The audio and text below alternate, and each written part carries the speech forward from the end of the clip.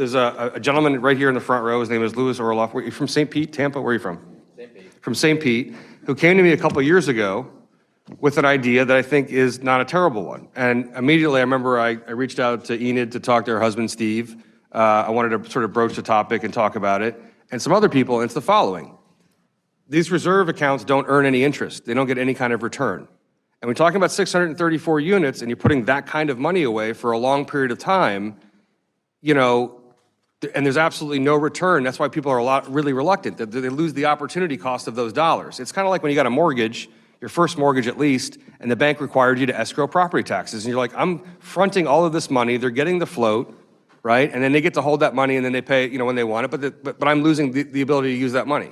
Reserves kind of have, a lot of people have that same mentality. I'm just throwing money into a kitty. I might not be here living here in 5 years, right? That also exacerbating that kind of issue. So Mr. Orloff came up with an idea that I actually proposed and filed a bill, and people were like, that's not a bad idea. That with proper planning, certified financial advisor, the appropriate, you know, double, triple checks to allow associations to actually invest the reserves, nothing aggressive, but just something maybe like that a teacher's pension plan would be invested in to earn some kind of maybe even low single digit, you know, high single digit return. And it's like rule of 72 over a serious number of years. By the time you get to a 10, 12, 13-year schedule, you may have doubled the principal amount of the reserves in the account without actually putting anything in.